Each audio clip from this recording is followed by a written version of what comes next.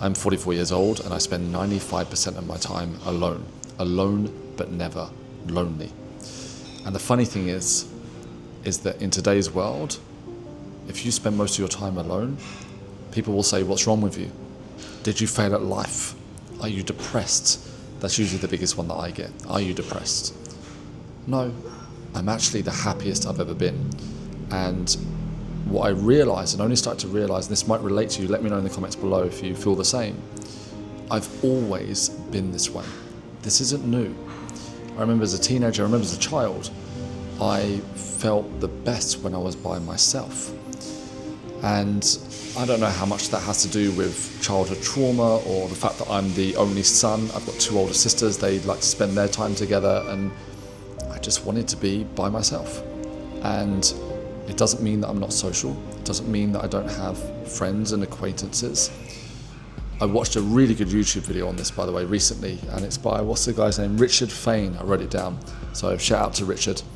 He talked about total isolation for 5 years and how it changed his life. And I love that take. I love that.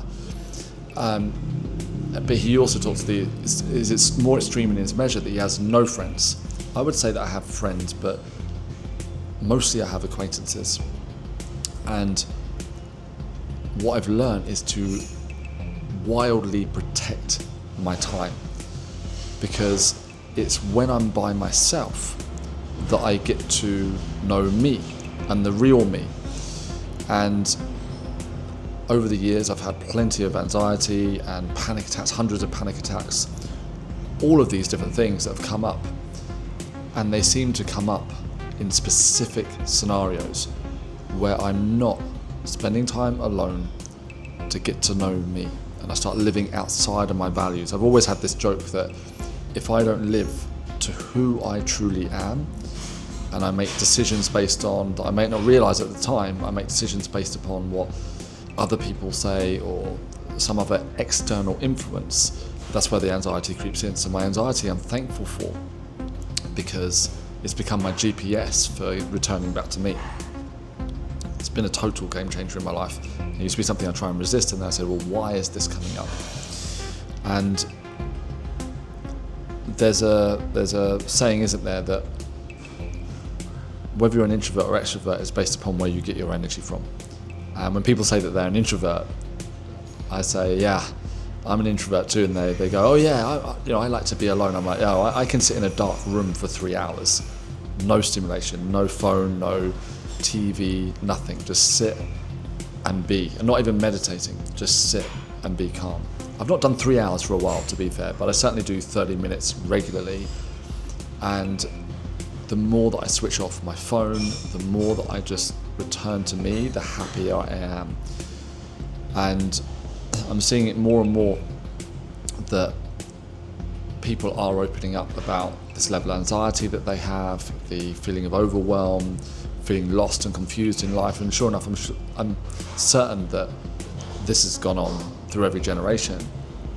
But I do feel that particularly now, because of the overstimulation, because of the social media pressure, the peer pressure, and being around, let's call it external stimulation, that's why we feel the way that we do.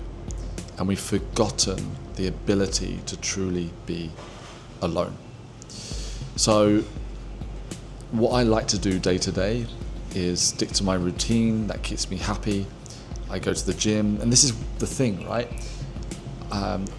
We all need community. No cell can survive in solitude. If you take a human cell and you put it on a petri dish in solitude, so by itself, it will die. So this is really important. We do need other human beings. We need connection, but we need healthy connection.